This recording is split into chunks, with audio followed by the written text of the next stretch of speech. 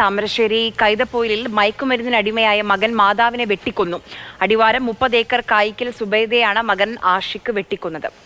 വിവരങ്ങളുമായി ഇംതിയാസ് കരീം ചേർന്നുണ്ട്. ഇംതിയാസ്, എപ്പോഴാണ് ഈ കൊലപാതകം നടന്നത്?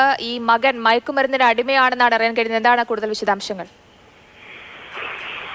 ഇന്ന് ഉച്ചയ്ക്ക് 2:30 ഇങ്ങനെയൊരു സംഭവം ഉണ്ടാവുന്നത്. അതായത് താമരശ്ശേരി കൈതപ്പൊയിൽ പുതുപ്പാടി ഭാഗത്ത് സുബൈദ എന്ന സ്ത്രീയെയാണ് മകൻ ഇത്തരത്തിൽ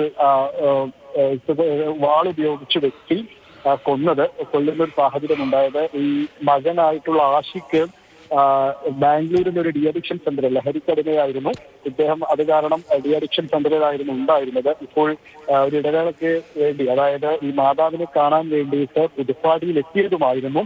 അതേസമയം തന്നെ ഈ സുബൈദ, വെട്ടേറ്റ് മരിച്ച സുബൈദ ഇത്തരത്തിൽ ഈ ബ്രെയിൻ ട്യൂമറിന്റെ ഒക്കെ ചികിത്സ കഴിഞ്ഞ് സഹോദരിയുടെ വീട്ടിൽ റെസ്റ്റ് എടുക്കുന്ന ഒരു സാഹചര്യമായിരുന്നു. ഇത്തരത്തിൽ ഇയാൾ ഇവിടേക്ക് എത്തുകയും മകൻ ഇവരുടെ വീട്ടിലേക്ക് എത്തുകയും അതായത് സുബൈദയെ കാണാൻ എന്ന രീതിയിലേക്കാണ് വീട്ടിലേക്ക് എത്തുന്നത്. അങ്ങനെ തൊട്ടടുത്ത വീട്ടിൽ നിന്നും ഒരു കത്തി ചോദിച്ചു വാങ്ങുകയും അതുപയോഗിച്ച് ഇവരെ വെട്ടിക്കൊലപ്പെടുത്തുകയായിരുന്നു എന്നാണ് ഇപ്പോൾ പ്രാഥമികമായി നമുക്കറിയാൻ കഴിയുന്നൊരു വിവരം. ഉടനെ തന്നെ അവിടെയുള്ള നാട്ടുകാരെല്ലാം ഓടിക്കൂടുകയും ഈ ആഷിഖിനെ താമരശ്ശേരി പോലീസിൽ ഏൽപ്പിക്കുകയുമായിരുന്നു. എന്തായാലും ആഷിഖ് ഇപ്പോൾ താമരശ്ശേരി പോലീസിന്റെ കസ്റ്റഡിയിലാണുള്ളത്.